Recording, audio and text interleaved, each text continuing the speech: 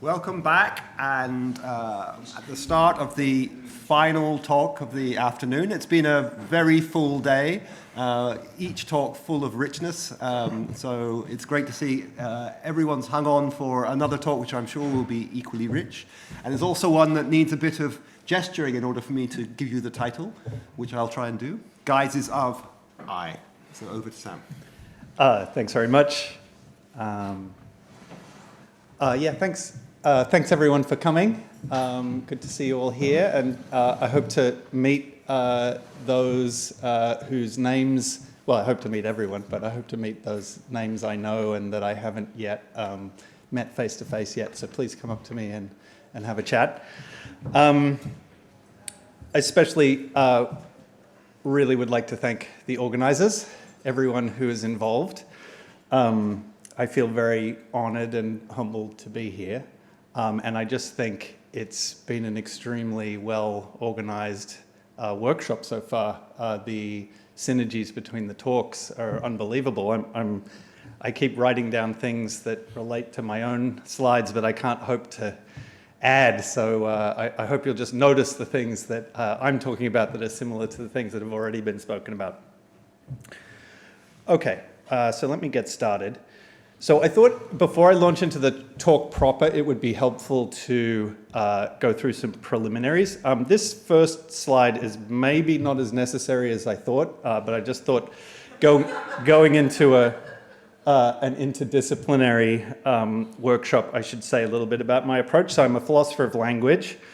So what I'm going to do is clarify a theoretical perspective, first and foremost, and in its details, which you'll have to register and notice, will differ from certain others that could be taken. And so being really careful and clear on that is what I see as one of my main jobs.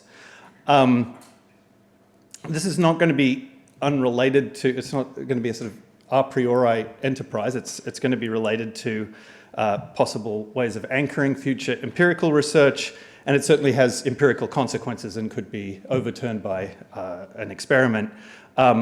However, and you'll see from the nature of what I'm doing eventually why this is, the arguments I use at this stage are going to be qualitative rather than quantitative. Further thing is that as a philosopher of language, I'm going to be focused on language. So actually other public signs are going to arise too, but I'm not going to speculate about things more in the domain of philosophy of mind or psychology. I have some views, but I would feel very embarrassed to try to put them forward in this venue. Okay. Another piece of preamble is the terminology I'm going to use. So I'm going to actually distinguish between discourse referent and discourse file. And at this stage, what you need to know about that is that the discourse referent is going to be the sort of objective counterpart to the discourse file. So the discourse file is a mental record that's supposed to keep track of this objective element and could fall short of doing so in a number of different ways. And in a moment, I'll say a bit more about my general perspective on discourse reference that will help with this.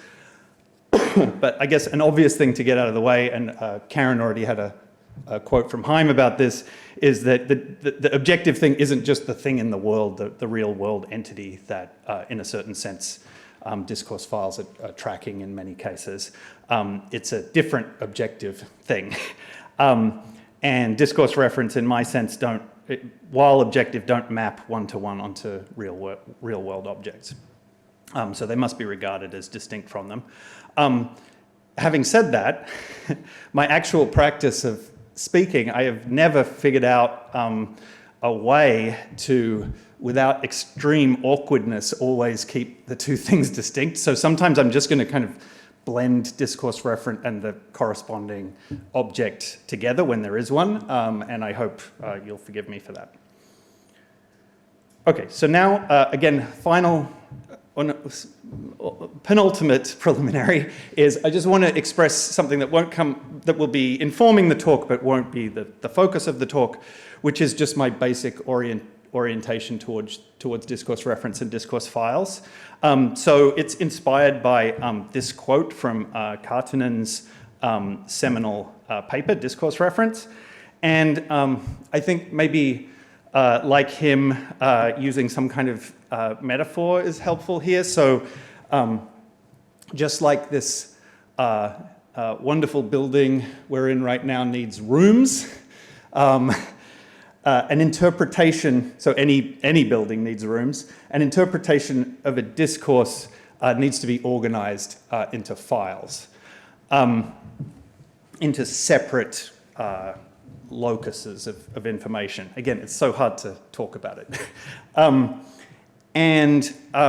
When we're thinking about the difference between, say, the discourse referent and the discourse file, we can think again in terms of like the architect's blueprint specifying how a particular building should be built, and it may or may not be built precisely to those specifications. So similarly, a discourse specifies how the information it contains should be distributed among files, right? And so the sort of what is specified is the objective thing, is the discourse referent, and what actually gets built might differ from that in different ways. Okay, so that's my helpful metaphor. Yeah, when it comes to talking about it more concretely, I still have to remain pretty abstract. So the idea I have, I'll just say what's on this slide and see if it works. So discourse reference is determined by what it takes to understand a discourse, and I put that in quotes because you'll see that I include things other than text, and hence belong to the semantics of that discourse. Discourse reference, in a certain sense, correspond to separate identities that are part of the meaning of the discourse, and failing to keep an appropriate number of records, i.e. discourse files, to track these separate identities that are in the blueprint of the discourse, results in failure to understand the discourse. And then I just have this further note that if talk of separate identities is too obscure, you can think of this as a kind of prescribed standard of information compression. And this will kind of work nicely with this example. So here's a paragraph of text. And the idea is, roughly speaking, for each, we could parse this syntactically, and then we could make a kind of overly general semantic claim about it, which is roughly that each noun phrase, or determiner phrase if you prefer, corresponds to a reference to something, or corresponds to an argument of which the predicate needs to be filed under. But the discourse also prescribes that certain of these noun phrases need to be grouped together. So in particular, all these ones in bold just correspond to one file, okay? So all these references are kind of compressed into one, if you like. And that's the first discourse referent. And then there's another set of three here, which also have to be compressed, but they're compressed into a separate file. So in order to understand this text properly, you have to at least come up with those two files, and you have to realize that how they're associated with points in the text, with noun phrase tokens in the text. Everyone following so far? Is that okay? A quick thing, because this isn't going to be important for the rest of the talk, but I do want to mention something that actually follows from taking the view or the general take I just expressed about discourse reference seriously, is that there's not necessarily a close relationship with co-reference, even linguistically mandated or manifest co-reference. Sure, that's going to be an important guide, and in a lot of cases is going to correspond, but it doesn't necessarily correspond to the way the information in the discourse is meant to be divided up into files, okay? It just doesn't follow that it has to be the same thing. So in particular, a discourse can simultaneously indicate a need for separate records, i.e. distinct discourse reference, while simultaneously containing an anaphoric connection or something like that that indicates that both records concern the same real world entity. So that's just a conceptual possibility given what I'm saying about discourse reference. And people have brought up various cases that do this. So this is actually a case of mine that was in an earlier draft of my variableism paper, but it got cut. But I think it works. But François has other examples at the start of chapter 3 of Mental Files in Flux. So in this situation, this scenario, which is a masked ball, we can imagine that Byron, one of the suitors, doesn't realize who Maria is at the ball. And we could express this with either of these two sentences. One involves repeating the name and one involves anaphora with a reflexive pronoun. But I think to understand either sentence, we need to construct different files. We need to construct a file for Maria as Byron thinks of her, and then this other person that Byron doesn't realize is Maria, but in fact is Maria. And that's notwithstanding the fact that they're going to be sort of manifestly co-indexed. Okay, this is not going to come up, but I just thought it was a big enough difference from how a lot of people think about discourse reference that I should mention it.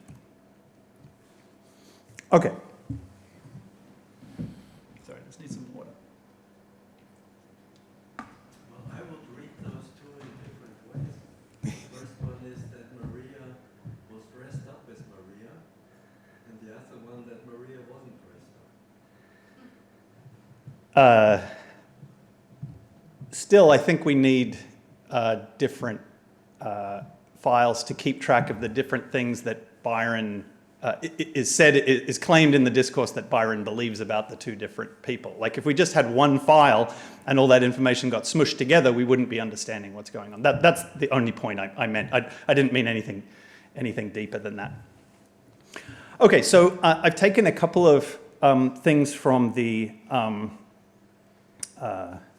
blurb for the workshop description that François mentions, and just to sort of contrast them with the approach that I'm going to take. Sometimes the contrast is minimal, but so he mentions, or suggests at least, that discourse files are temporary. I think he was a little more straightforwardly endorsing that view in the comments at the beginning. He's curious, though, about the relationship between discourse files and the long-term mental files. I'm not going to use for some reason I'm using the term long-term mental files rather than the standing mental files or encyclopedic files, but that's what I mean by that. And also mentions that discourse files might not be existentially committing. These points are echoed by similar points by Karttunen, so but somewhat different. So Karttunen does speak of short-term discourse reference with a limited lifespan. But he does go on to note that they don't really go away, right? He says, actually, you can access them again later as long as you have the right kind of setup. So that's kind of interesting and speaks to this topic of the workshop. I'm not going to go into that myself. And Karttunen also, relatedly to the issue of files not being existentially committing, says that discourse reference is a linguistic matter, not an ontological one. So it's a bit open-ended what that might mean. But I'm going to sort of adopt a different perspective in both cases. So I'm going to say that discourse reference are universally long-term. In fact, I don't believe they're even restricted to a particular conversation. And so I just think that discourse files, the files corresponding to discourse reference, just are the encyclopedia entries. Of course, if they're not activated, they might get forgotten, just like other memories, other long-term memories. I should add in here that doesn't mean there isn't anything corresponding to the pointers and things like that other people are talking about, but we'll see in a moment how this plays out on the view that I'm going to give. Now, discourse reference, as we've seen, must be tracked by discourse files, but do not necessarily, there's nothing in the definition that I gave of what a discourse referent is as just like a room in the building, like it's a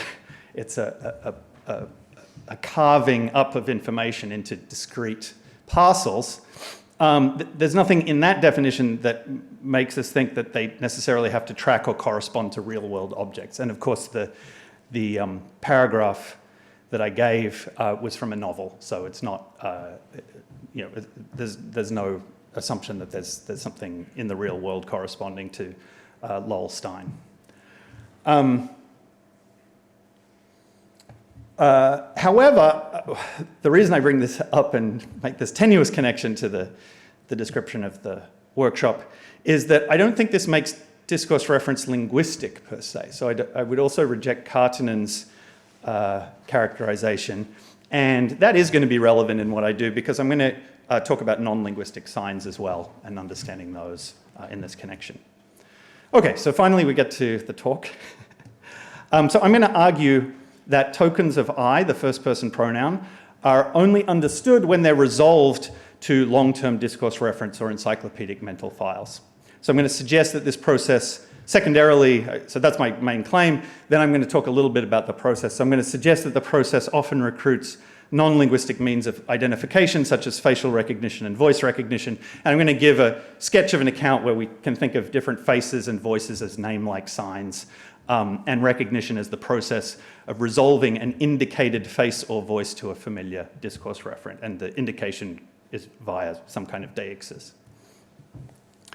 Okay, so the starting point is this is not the usual view, and I need to introduce what the usual view is. And I should say that this is my interpretation of Henk Seivat's very influential paper about this, where he's attempting to introduce, sort of blend Kaplan with DRT.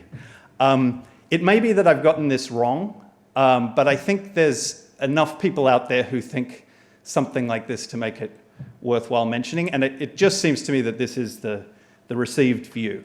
I'm not going to go into everything that's in Seivat's paper. I'm just going to talk about the bit that's relevant to, the bit that I object to. Okay. So the way I would describe his view, very unfairly and roughly, is that he analyzes indexicals such as I as devices of utterance-dependent discourse reference. So his idea is that when an utterance is made, a discourse referent U for that utterance event is created, i.e. when someone makes an utterance, we have to make a record of that. We start a discourse file for that utterance. And then a further discourse referent is just automatically created along with it because we infer whenever there's an utterance, there's an agent of that utterance or an author of the utterance. So dry.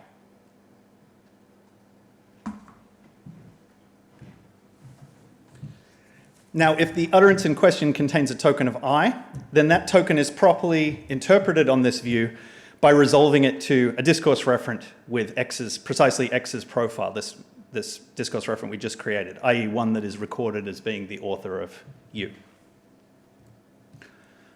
So I think this suggests what I'm going to call a low bar for understanding tokens of I. So it seems to me it just follows that on Seivat's view, it's sufficient for an audience to understand I if they just record that an utterance is taking place, they notice the utterance and they register it. They use general knowledge to infer that this event has an agent and create a record for that inferred individual. And then they interpret I, they know the English meaning of I. They know it's a first person singular pronoun, and they interpret it accordingly as referring to the agent of the event in which it's tokened. Okay, that's all you need to do to successfully understand a token of I on this view. And I think a good analogy of this analysis is it's just like bridging anaphora, which is another kind of dependent reference. So an audience understands, here's the classic example of bridging anaphora, an audience understands a token of the driver in relation to a passing bus. If they record that the bus went past, that there was an event of a bus driving past, they infer that that event had an agent, a driver, and create a record for that inferred individual.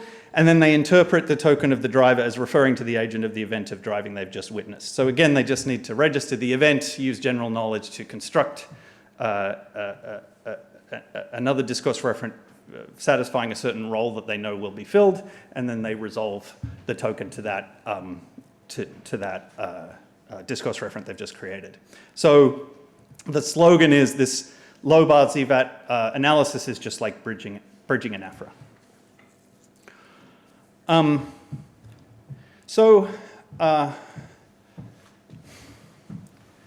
It's not, let's just be careful to say what I disagree with here. So it's not that I think, so I think ZVAT's analysis consists of two plausible parts, right?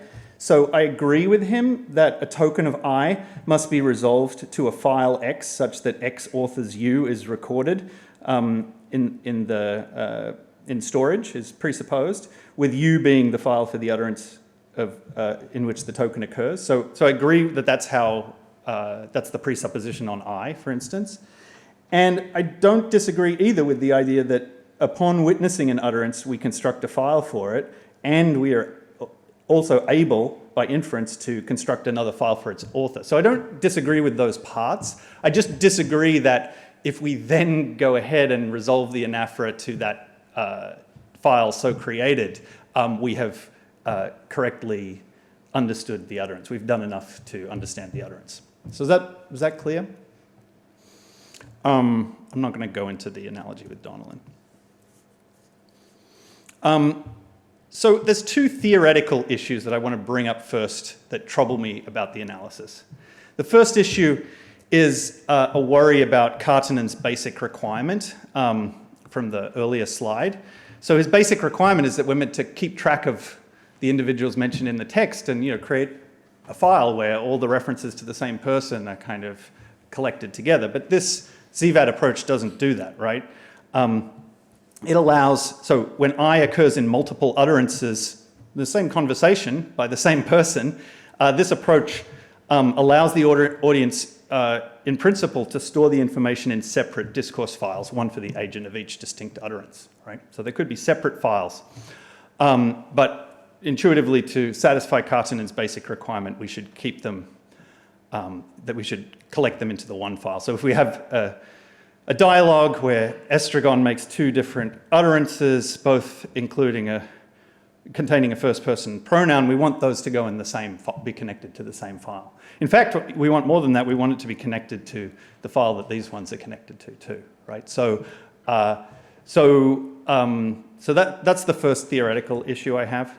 Second issue is more complicated, and it's in fact what led me to think about this, think about all this in the first place. And when I was invited here, I thought, oh, I should write up this response to this case. So Andrea Onofri in 2022 came up with a case that's, I think it was directed at me, but I think it's a problem for all Phrygians. So I'm going to make it seem like other people are on the hook. Okay, so here's Onofri's case. Oh, by the way, people here should, this is where I got the case from, and I think it is the earliest occurrence of the case, but if it comes from someone else and I'm misattributing it, or it came from joint work or something like that, you should please tell me so I don't make this mistake in future. Okay, so here's the case. Onofri imagines a case where the same speaker S in two different contexts, a piano concert and a political rally, utters the same sentence. Containing an indexical, I am a musician. And then we have a hearer H who doesn't recognize S in the second context and so thinks a different person is speaking in each case. Intuitively, Onofri claims, H understands the two utterances, yet believes the one and disbelieves the other. And what I think is, as long as we're assuming the bar is low for understanding I, and in particular doesn't require that an audience recognize someone who's familiar to them, then I agree that such a case would seem plausible, that there's no reason to rule it out. But this same sort of case is a problem for a Phrygian. So what is a Phrygian? A Phrygian is someone who thinks that kind of two things. One is that we have a sort of fine-grained, transparent kind of content, which is what is transmitted in cases of successful communication. So Phrygians are committed to the thesis, one, first of all, that understanding an utterance means assigning it the thought that was expressed. So as long as the interpretation matches the expression, then you've understood. Whenever you've understood, the interpretation is going to match the intended interpretation, or what was expressed, what was intentionally expressed. But they also think that these thoughts are transparent so that one cannot rationally believe and disbelieve the same thought. So there's a kind of level of content that the Fregean believes satisfies these two theses. So what's the problem then with Onofri's case? Let's use P for the thought that S expresses with each utterance in our earlier case. And what we've claimed, or a lemma that we've arrived at, is that H understands both utterances, and indeed believes the first utterance and disbelieves the second. So that means that H believes that P on the one hand, but also disbelieves that P on the other. But this ends up conflicting with thesis 2. Does everyone follow that argument? Sorry, I did that a little bit confusingly, but happy to go back over it if there's a question. Good? Okay. Okay. So now I want to move ahead to away from theoretical issues to sort of my sort of reasoning and thinking about why this low bar should be thought of as not a satisfactory account of understanding of indexicals like I, and that in fact we should have a more robust account of what understanding requires. So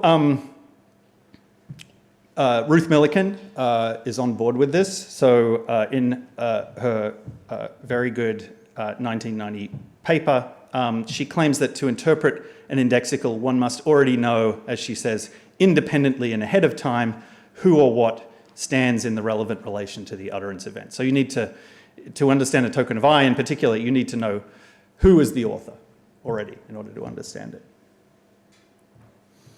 And she uses these two examples, to which I'm going to add a third. She borrows this example from Perry of you receive a postcard in your letterbox. It's unsigned though, the person who sent it has forgotten to sign it, and it says somewhere on it, I'm having a great time. The intuition is supposed to be that you sort of have no idea what this is saying until you've figured out who sent it. Okay, this is supposed to be in support of Millikan's claim. She has another example. In the dark, a friend calls out, I'm over here.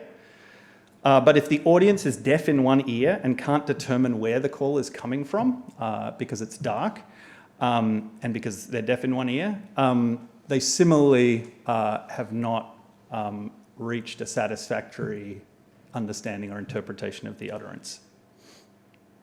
My example is this one. The thing that I'm adding is just that you actually see the person who's making the utterance.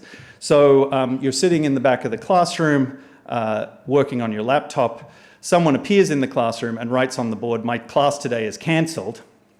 And you notice this happening and you barely register it, and you don't actually know who it is because you don't look at their face. And so you're not sure if it's the class you're supposed to be taking that starts in 10 minutes is cancelled, or if it's one scheduled for later that day.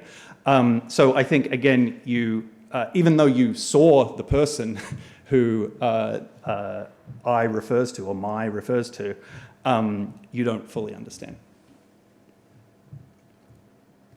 Okay, so whatever, I anticipate a lot of people saying, I disagree with all of these examples, and I have good theoretical reasons for thinking otherwise. So yeah, I think we have to do more than just play around with examples like this, which obviously have been around forever in the literature, and people are used to them by now.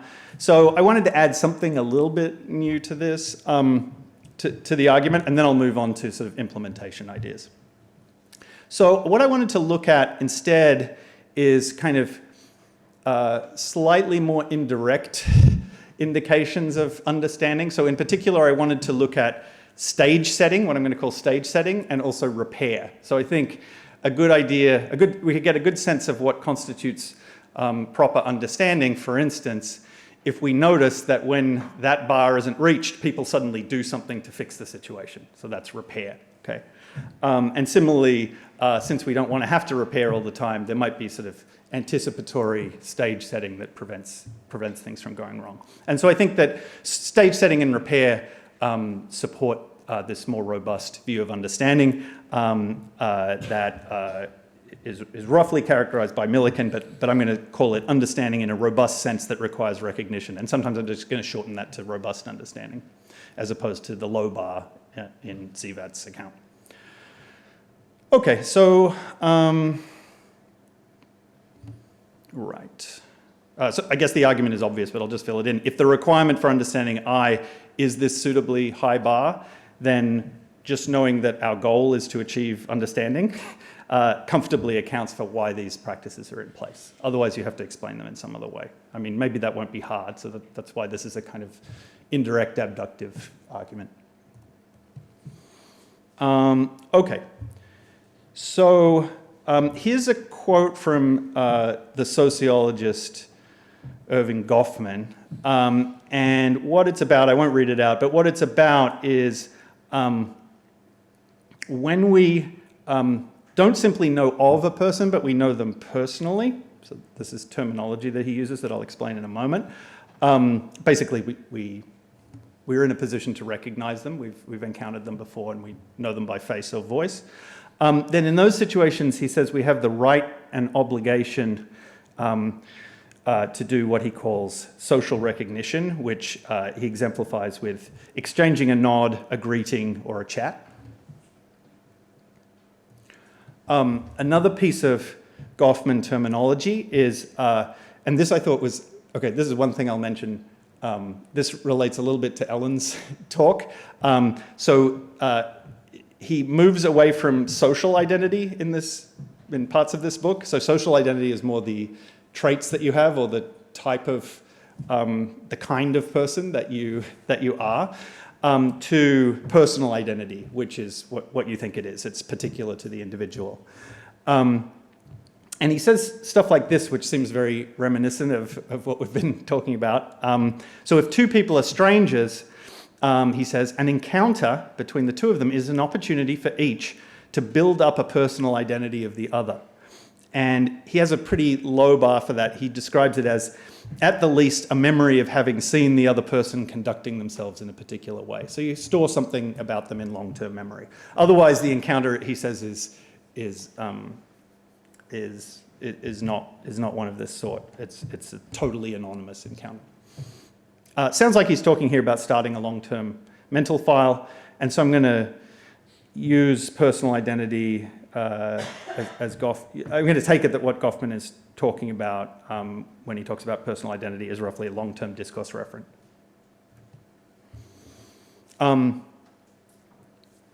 Then we can see that the exchange of nods or similar gestures that constitute social recognition is an acknowledgement that each party has been placed, as he puts it, by the other person. Each has registered the personal identity of the other, meaning that they've retrieved the appropriate, familiar, long-term mental file. So simplifying that, social recognition effectively asserts, so this nod or whatever, this exchange of nods, effectively asserts that the stage has been set for robust understanding in my sense of tokens of I in the conversation. Now I want to dig down a little bit deeper and look at some early conversation analysis accounts of phone calls. Another famous name, Emanuel Chaire, has in his dissertation studies, which is titled The First 5 Seconds, studies the openings of phone calls. And I think his study shows them to be oriented around social recognition. And what he emphasizes is how they're oriented around the identification of the caller. Okay, so right, a phone call consists of, in case it's not obvious, one person who initiates the call, the caller, and then another person who picks up the phone, the receiver. Okay, so I'm going to sometimes use my hands to help us understand this because it gets a little complicated. So no one in this room will remember this, but phone calls used to begin on the receiver's end with an anonymous mechanical ring. Okay, so it's just this anonymous ring. Chaire starts off exploring what sort of category this belongs to, and he describes it as a summons. And he thinks it belongs with such behaviors as tapping someone on the shoulder or calling out their name, right, to get their attention. So they're things to get the attention of the other person. Now, he goes on to note that if someone were to tap you on the shoulder, you might respond to the summons with yeah or what, something like that. But interestingly, although this won't seem surprising, Chaire found that such responses hardly ever occurred as ways of answering the phone. He only found that that was a way of answering the phone in one kind of situation, which is where the receiver thought they already knew the identity of the caller, right? So for instance, if you know, the caller initiated a call, receiver receives the call, and then they get cut off. And so there's another ring, and the receiver answers and says, yep, something like that. They're expecting that this is the same caller again. Now, a further thing, the further level of this that he notices is if a caller were to receive an answer of yeah from someone they did not think was expecting their call, so they make a call and then the receiver just says yeah, they immediately issue a repair in which they identify themselves. Because what's happening is the caller assumes that the receiver was expecting someone else. Like, they don't know that I'm calling, so they must be thinking that someone else has just called them, and I need to repair this situation. So we have a case here where the failure of robust understanding elicits a repair that seeks to set things right again. And then the rest is kind of obvious. The more usual answer to an anonymous phone call summons was, hello, so-and-so speaking. But Chaire analyzes both of these, either or both, as polite requests for the caller to identify themselves. And I'll just give very quick highlights from his analysis. So he takes the self-identification in such contexts to function as a request to reciprocate. So the person is saying so-and-so speaking because they're wanting you to reciprocate. So they're requesting in a polite way the caller to identify themselves.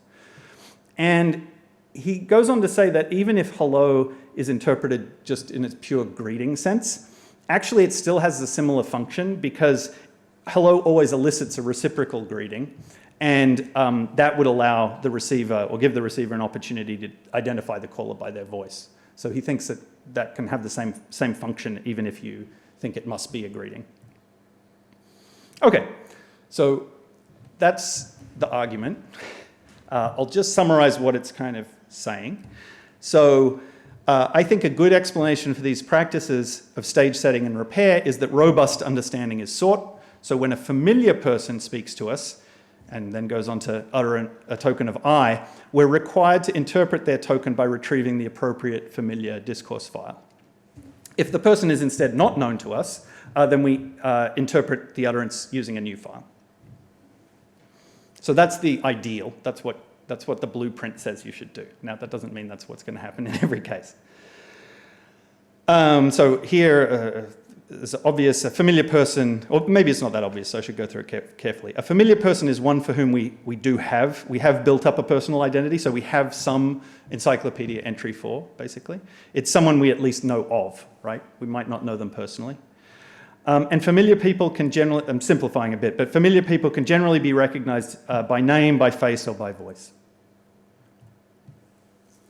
So this explains why when we begin a conversation, we tend to introduce ourselves. We might know of the other person, but just not know them personally and so not be able to recognize their face. So this would be something that an exchange of names would facilitate. We'd find out that we do know of this person, and so we can and should resolve them to the familiar file. But it also helps in future meetings as well if we think that that might happen again. And once you're personally acquainted with someone, you know them by face or voice, it's sufficient to acknowledge with a gesture such as a nod or an eyebrow flash like that, that you've recognized them from their appearance.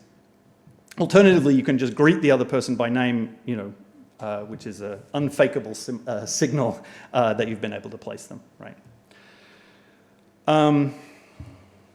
So I'm going to go into hurry up mode a little. Although there's not too much to go. So how does this work in a bit more detail? So Kartinen, in the same paper, has an account of how names should be interpreted, tokens of names. Now, it's a bit simplistic, especially given the Byron Maria example that I gave earlier, but I'm just going to go into simplistic mode for the end with one exception. So basically what he says is that you just use the familiarity or novelty of the type of name as a cue to whether you need a familiar or a novel discourse reference. So if you encounter a name token of a type that you haven't encountered so far in the text, you start a new file. If you encounter a name token of a type that you've already seen in the text, then you retrieve the file that you used for the previous token of that type. So same goes for faces, same basic principle. A new face, a brand new face, again, unless we can use names instead to figure out, use our introductions to figure out who this person is, but absent that, we interpret a novel face by opening a new file, a familiar face by retrieving the appropriate file from memory. So faces are the same as names. Now, I've been talking about I so far, but facial recognition can play the same role interpreting other personal indexical pronouns within a face-to-face conversation or phone conversation. So obviously when there's more than one person present and there's more than one face, there's a kind of ambiguity. So you use a combination of different pronoun types. I'll let you figure out how this works. Different pronoun types and possibly, if there's a need for it, deictic gestures to resolve which face is the relevant one or which face you've already interpreted is the relevant one. And there's interesting connections here that in the sense that the gestures you use actually differ with the different pronouns. We can talk about that later. So what's the picture here that I'm trying to elaborate? So if you've done any philosophy of language or linguistics about demonstratives, you'll know the example that we can point to an empty chair that's usually occupied by a certain person to indicate that person. Well, I'm suggesting something similar. So we point to, but more subtle, we point to a physical body to indicate the discourse referent or personal identity, if you like that terminology, that it represents by its unique appearance. By the way, this analysis, if accepted, gives us another reason to think that recognition belongs properly to understanding, because recognition just constitutes the understanding of a non-linguistic sign here, namely the appearance. Final complication, and then I'll go into conclusion. So the final complication is that it's not individuals to core that are familiar, but they're social personas. So when Lois Lane encounters Superman disguised as Clark Kent, what does she have to do? She has to recognize the Clark Kent persona. She has to resolve that appearance to the Clark Kent discourse referent, right? When she sees Superman out of disguise or in his regular getup, then she has to resolve it differently. Now this is important because of what I said before about the rule being that robust understanding requires that when someone is familiar, we have to retrieve that discourse file. Well, that has to be conditioned by the guise or the persona that they're occupying, right? So if Superman is familiar to us but Clark Kent is not, then depending on which guise Superman is in, we may create a new, we may be allowed to open a new file. Like if he's in the Clark Kent disguise, then what's required for understanding is just opening a new file. We're meeting a new person, Clark Kent. Okay, this is obvious. Okay. So let me just summarize what I've done and then stop. So what I've been asking in the talk proper is what is the analog of Kartinen's procedure of understanding a text, this procedure of sorting information into files, when it comes to indexicals such as I. So I've argued that it's necessary to retrieve a familiar long-term encyclopedic file when the speaker is known to us in the persona that they are presenting to us. That's the view. The way this works is as follows. When we encounter somebody, we attempt to place them either by reading their physical appearance or by being told their name, either of which would be associated in memory with a long-term file. we generally acknowledge receipt of the relevant signal of personal identity, usually by a simple gesture, a nod or an eyebrow flash, or others. We might instead determine that the other person is unknown to us, in which case the proper procedure is to open a new file. Once the individuals present in the encounter have been assigned discourse reference, we can then indicate a particular one of those discourse reference by a combination of pronoun and gesture. Okay, we use a particular pronoun with a particular person feature, and possibly if there are two people that I could be addressing, then I might use my gaze as an additional way to disambiguate which physical person I'm trying to get you to read in order to extract a discourse referent from. So indicating a face is in this way analogous to tokening a name. So in short, and this is the final slide, while temporary files or other representations may need to be recruited, so these are the pointers or whatever, in the course of interpretation, my thesis is that the final interpretation of a personal indexical pronoun, such as I, required for understanding it on the Cartinen model, is a long-term encyclopedic file.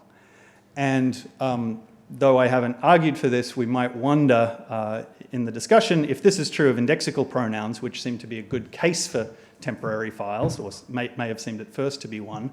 It may be true of all kinds of noun phrases. Okay, that's it. Thanks for listening all the way through.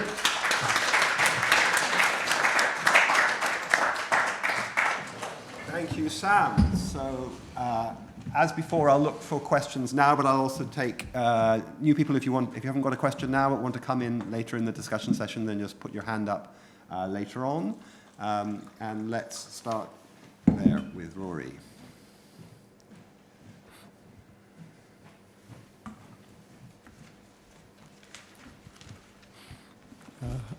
Hi, thank you. I wanted to ask you what you would say about the following kind of admittedly very imaginative case. So imagine you're a good friend of Superman, Clark Kent, and you're hanging out with him in his apartment, and he's dressed as Clark Kent in a suit, you know, in his Clark Kent guise, and you're having a continual conversation. Let's say he's complaining about his relationship problems, and he says, well, hold on a minute, I'm going to keep on talking. And he goes into his bathroom to change into his Superman clothes and comes out. As Superman, you continues the conversation. So it strikes me, I would think intuitively through this entire conversation, in order to understand it, you have to index his tokens of I as all being with the same person. However, it seems like perhaps there's room on the kind of view you want to defend, where in principle what matters more is like the guises. So in principle, what you switch, or in principle you wouldn't have to co-index or understand all the occurrences of I as the same thing because you have different guises. Yeah, no, it's an interesting case. I mean, I think there's different ways you could theorize or narrate that. I mean, what I'd be tempted to... So the obvious case is, you know, if Lois Lane, who doesn't know that Clark Kent is Superman, is watching while, you know, Clark Kent goes into a revolving door and then Superman comes out again, what she's supposed to do in that situation is attach the Clark Kent discourse reference to the guy going into the revolving door, and then attach the Superman one to the guy coming out of the revolving door.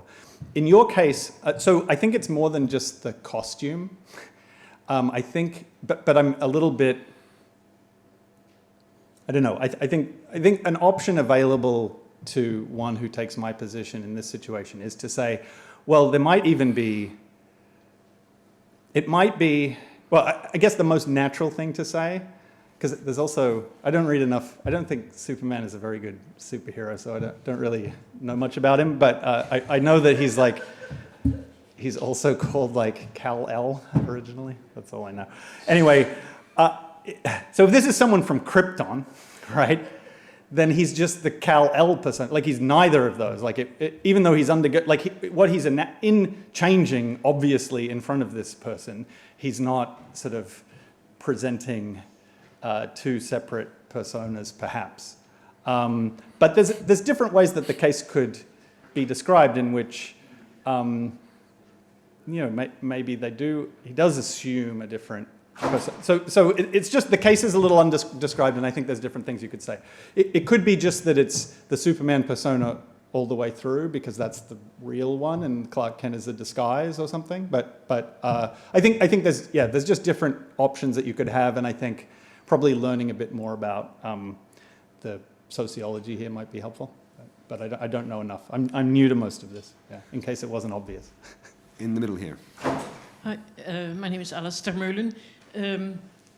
I have often been wondering how indexicals and proper names behave differently in context change, and it's been hard to find the right kind of linguistic examples, but I've always found a very nice little children's poem by Milne, maybe you might know it, to be at least a good puzzle. Can I read it to you, please? Yes, please. Yes, I'd be honored. Thank you. This is by Milne. If I were John and John were me, then he'd be 6 and I'd be 3. If John were me and I were John, I shouldn't have these trousers on.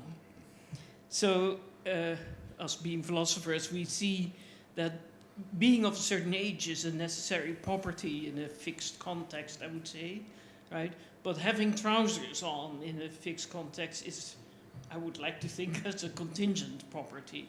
It's something, could have been the same context, but I just happened to take the red trousers, all right?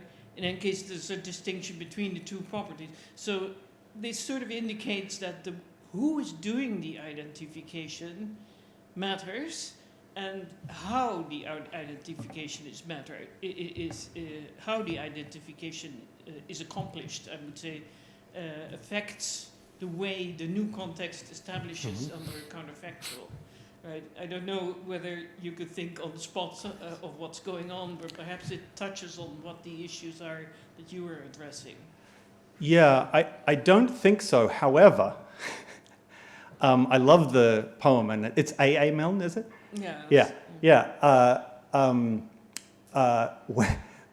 of my very first papers that I wrote in graduate school was about these asymmetries in interpreting counterfactuals. I don't think I want to subscribe to the analysis that I came up with then, but I remember at the time thinking something about argument structure and theta structure is important to them. But yeah, I would need to, perhaps there's time to sit down later and I could write the poem down and have a go at what's going on. But Nelson Goodman has very similar examples, right? Do you know these? Yeah, so he has these examples like, does anyone remember the Nelson Goodman examples? If Chicago was in Texas, it would be in the South or something like that.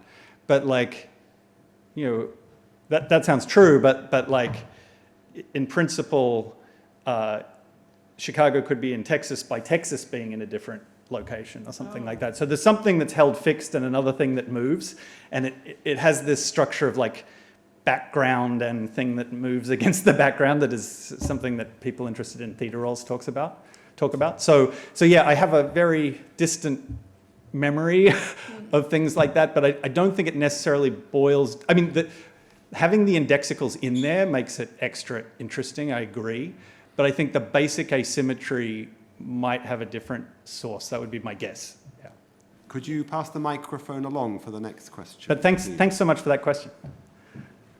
Which is... There's another reference I should give you as well. This feels like a philosopher's example. Next question. Thanks, great talk. I'm not sure I understood the view completely. So it seems to me that in Onofri's example, the speaker and the hearer do not know each other personally, because in particular the speaker doesn't know the hearer personally. Does it matter for your view? Yeah, so I mean, very cleverly, Onofri has picked a case that looks really good, and that for the view I have here looks very bad. But I guess what I would say is the rule that one can extract from what he says, which is basically like, as long as you can sort of, well, you can only, so basically, here's what he said. He's very careful. So he says something like this, The H is at the concert and sees the pianist stand up and then utter the sentence, for some reason, I am a musician, absurdly. It's an absurdist concert. And so in just registering the physical body, right, knowing which physical body the utterance is coming from, that's sufficient. So it's actually a little stronger than Zivat. I was gliding over some differences. It's a little stronger than Zivat's rule. And then something similar happens at the rally. Like, it's not like, I don't know who at this rally is talking. Like, it's clearly that guy on the podium, right? So you physically locate the body, and that's sufficient. But I just think what all this wealth of examples shows is that's not, in general, sufficient, right? So I can, I can try, like I have in a paper I've written, a long, detailed, but ultimately not very convincing plea that in that case, one of the utterance, the second utterance of I has not been understood. But I can well believe that as an attempt to draw people's intuitions, it will be unsuccessful. But I just don't think the rule that he's assuming is the right rule. So I think there's something more going on that we need to take into account. And while that may not ultimately rescue the Phrygian, maybe whatever the rule ends up being still leaves room for an Onofri type example. That's how I'm trying to add to the debate, I guess. Yeah. We'll go to François next.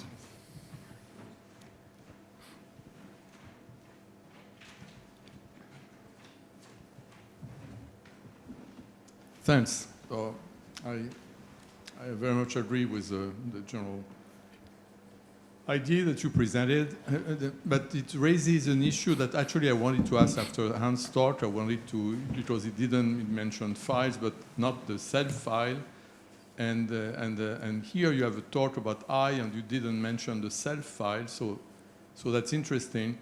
You mentioned the file that the interpreter has to basically activate when processing I, but there's an issue about the person who says I has a file about himself or herself. That doesn't seem relevant in all those cases, but except that you mentioned a case in which there is someone says I, and then the other person says you, and there is this exchange, I, you. I think that when you say you to someone, there is this requirement that the person you're addressing should actually somehow activate their own self file in understanding what the speaker has said. So I think that the self file has a role to play in this, even though it's not mentioned at all and it has no role to play in your account. So can you add it somehow? Yes. I'm so very glad you asked that question. And I'm also very glad of the reading I did before I came to this workshop, because I pre-formulated a way to answer it. So the argument that you're referring to, you drew my attention to, or if I'd known about it before, I'd forgotten it, which is in Dilip Ninen's 2010 paper, I believe. Is that the one you're talking about? So he argues, I can't remember the case, but it's some complicated thing where there's a mirror and someone's pants are on fire and someone doesn't, someone thinks that when the speaker says your pants are on fire, they're talking to the person in the mirror, but in fact they're talking directly to that person. Sorry, I haven't described it properly, but the conclusion is that the hypothesis that Dilip makes is that the reason, the explanation for why that sounds like an incorrect, an insufficient understanding is that they haven't activated their own self file. They've only got a de re file about themselves, which is for the person in the mirror.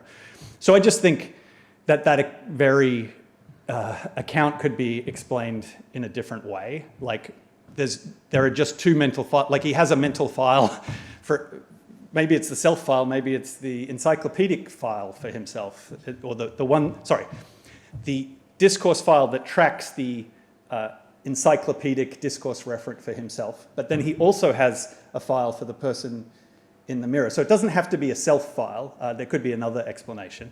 And then I tried to think of, well, imagine I'm having an out-of-body experience. And so I'm up above, looking down on the situation. There's no mirrors or anything like that. But there's a guy and he's addressing my body, right? And I don't think it's me, right? I'm just having this out-of-body experience. So I don't get the de se interpretation. I don't get the activate the self file in some sense. Have I misunderstood that utterance?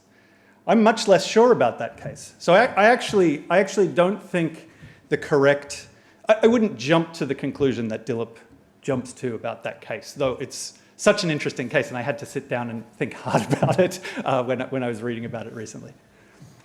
Right, we'll go to Hans next. Yeah. Can you hear me? Well, I shouldn't be the one you ask because I'm right in front of you. Okay. So it's very simple, and perhaps a bit stupid observation, but suppose that I've given a talk in the morning and I come back to the hotel and in my mailbox there is a little note saying, I thought you were absolutely awful. And, okay, I mean, this is actually just in support of what everything you've been saying. There is a sense in which I have no difficulty interpreting this I, but it doesn't help me. I really would like to know who this was. And there's no difference, but in some sense, no difference between this case and the case where I find in my mailbox, you were absolutely awful. There's no mentioning of the I, but in both cases, I want to know who it was. Good. No. And so that is a legitimate question to ask about what the function of such communications is. And if I understand you correctly, the theory of I in the spirit of Henk Sebert tells you nothing about that. Yes. No, there's two aspects of that question that I would love to respond to, but I don't know if there's time. So one aspect is I first started thinking of this actually in terms of examples that don't involve I, but they didn't get into this version of the talk. So people here will know much more about this than me, but I got from my colleague Josh Armstrong the following information about primate affiliative calls, which are just phonologically or phonetically simple, right? So they're not syntactically complex, presumably, and they don't contain pronouns or anything like that. But to understand an affiliative call, you have to do more than just register the call, infer that there was someone making the call, and infer that there was an addressee of the call. So what the call means is something like, let's be on good terms again, something like that. After a battle or something like that, they'll make these affiliative calls. If you're an onlooker, or especially if you're the addressee, you need more specific social information. You need to know, and in the paper I sort of anthropomorphize this by calling it name-like information, but you need to know that it's Comet that affiliated with Misty, right? It's not just whoever issued the utterance affiliated with the other. And it's only once you have that information that you understand the call. But there's no I in that, right? So the same goes for your to interpret that utterance, I guess. Maybe it's not true of every utterance, like some generic street signs or something like that. You don't have to figure out who the author was, but certainly within animals, it might be true too. So you might not need to figure out who's issuing the alarm call. I mean, the only reason you would is to see if maybe they're not reliable or something like that. But in essence, if you could trust reliability, then it's not important who's issuing the alarm call. It's which direction we have to run in or whatever, right? So yes, certain things I agree with you. You'll need to figure out who's making it in order to fully understand it. The other aspect that I just want to touch on really quick, because it'll be obvious how it goes, is Millikan talks about, because it could be an anonymous, deliberately anonymous thing, So Millikan talks about like anonymous threatening phone calls or something like that. And that would be a case where, you know, in old noir movies, they would take out their handkerchief and hold it over the phone, right? So that would be a case where your social persona is being masked. So that would be the sort of case where the correct even though you would want to find out who it is, all that understanding, even robust understanding requires is that you create a new file for that person. If that person calls back again, you've got to access, and they're, as it were, occupying the same persona, you've got to access that same, you know, oh, I wonder if it's that same caller again. You know, you've got to do that kind of thing. But the first time, you don't have to recognize that it's your disgruntled employee or whatever it is in order to understand properly, as much as you would like to know. Yeah. Thank you. So I think this is a follow-up. Yeah. So I was just curious exactly at, I guess, the mirror of these cases where it feels to me that if I would knock on the restroom and someone would say, I'm inside, it would feel absurd to say, I don't understand, who are you? I feel like in those cases, it feels like the meaning is completely figured out to the maximal degree that in that sort of QD we care about meaning. And I wonder how, like whether the conversational goal guides, like generally we are really interested in who's speaking and who's I, but I still wonder whether it's driven by our conversational goals rather than our search for sentence meanings. Right, and in particular, I think in that case, if it is someone familiar to you, you might precisely not want to know who it is, and they might not want you to know.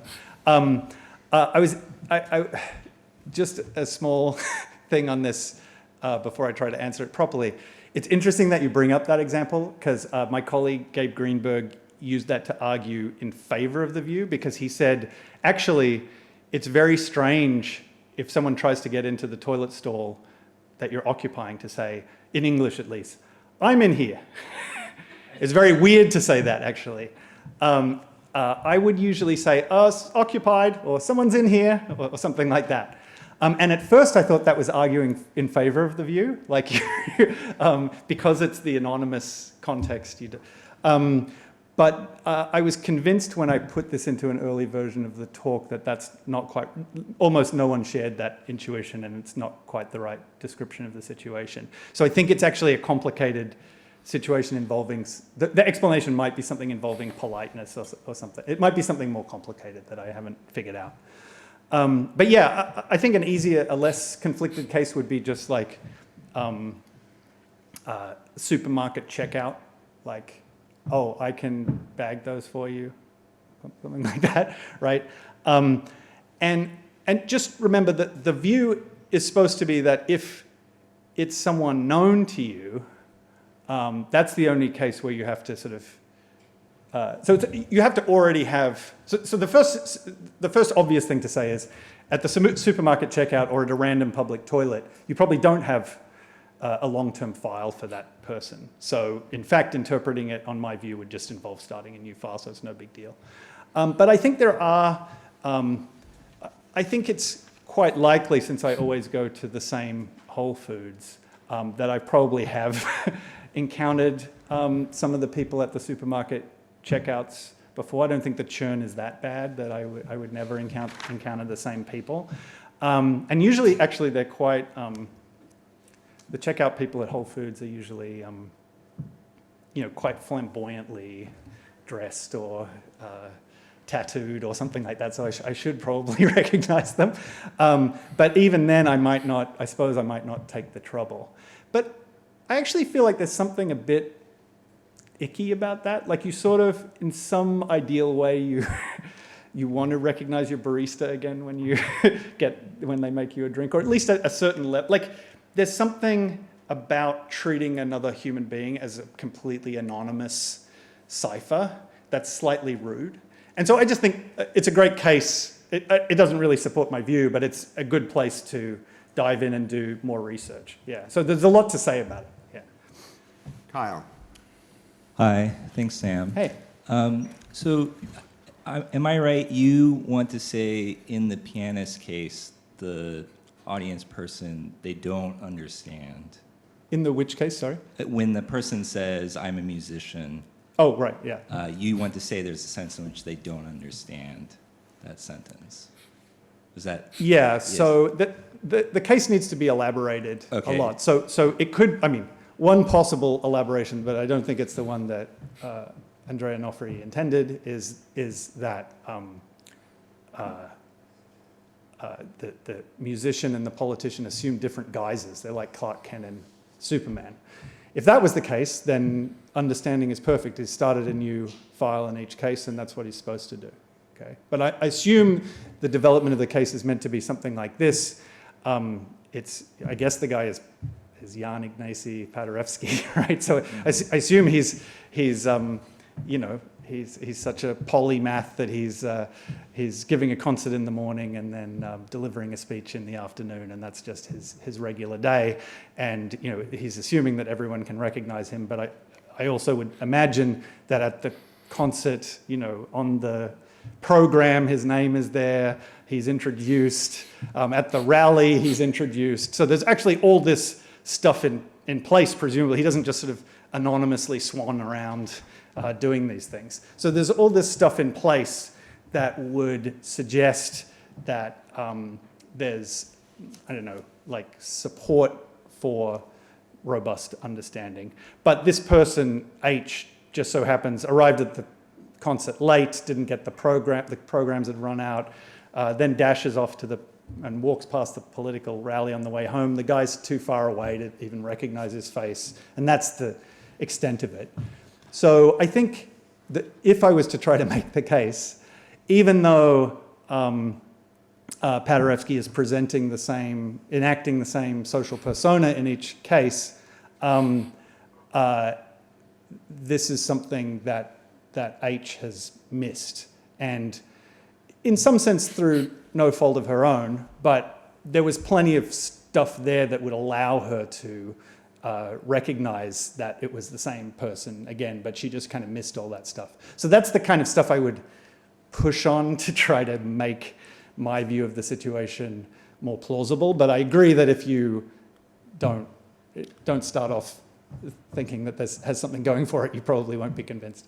So in the version of the case where H can deduce this afterwards by reflecting, would you say in that case the fact that they're able to kind of go, oh, maybe it was the same guy, that would betray the fact that they were understanding even in this more robust sense of interest to you? Like, did that? Oh, they would have. Yeah, if they deduced it later, then they would understand. Yeah. So it's really something about like a straight up Frege case where they're not going to arrive at a verdict about the identity just on reflection.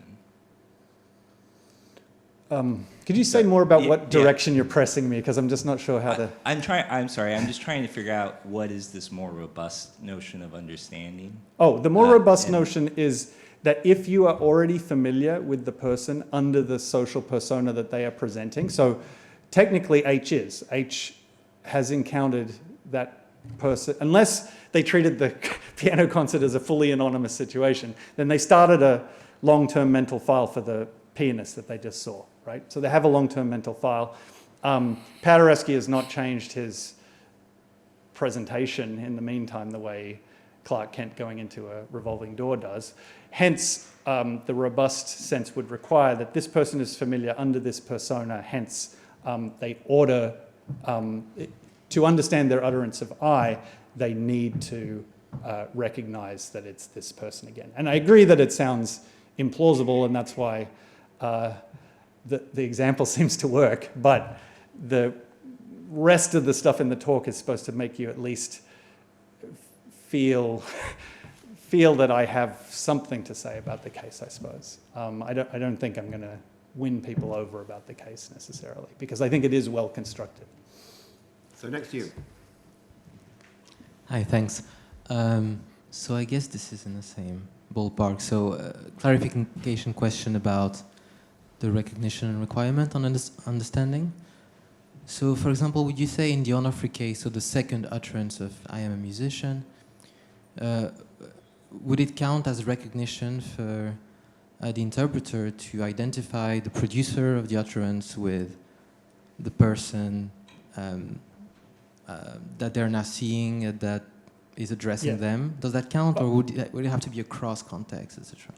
Yeah, so the thought is if they start, if they have a file for the pianist that they saw earlier that day, this is just the view, then that person is someone they know of.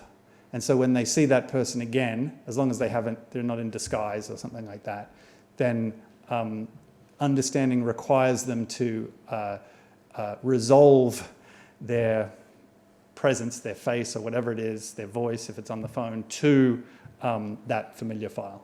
Okay, so you mean recognition in the strongest sense, but then I thought this was a bit too strong, because maybe it's because I think of it in of communication in a Gricean way, but I would have thought that what is required for understanding depends on what the speaker expects of the hearer. So if the speaker expects to be familiar to their hearer, then yes, of course, it's required of the hearer too.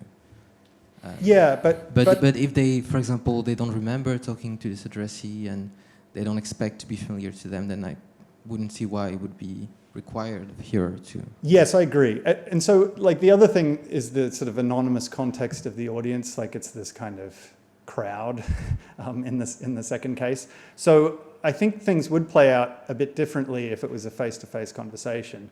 But it would be strange. So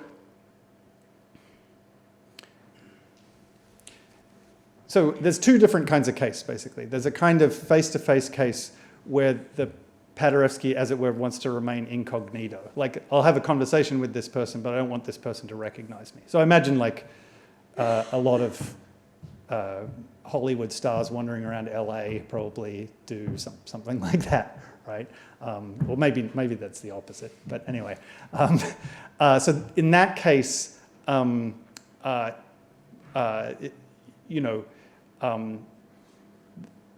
it does depend. In that sense, it does depend on that Gricean thought you had. It's whatever the speaker wants. If the speaker is trying to be incognito and then maybe they succeed or don't, but then that would condition what the hearer needs to do to understand them in a face-to-face conversation. But I'm presuming at the political rally, like I said, he wants everyone to recognize that he's Paderewski. He wants same thing at the piano concert. He wants everyone to recognize that he's Paderewski. So that's why I was assuming that it was the same thing in both cases. But yeah, in a sense, it's exactly what you said. So there we are out of time. Thank you all for your attention. Thanks for a great talk. I'll just remind you that we're starting again at tomorrow morning at 10, and this is the last talk for today. So join me in thanking Sam for a great presentation.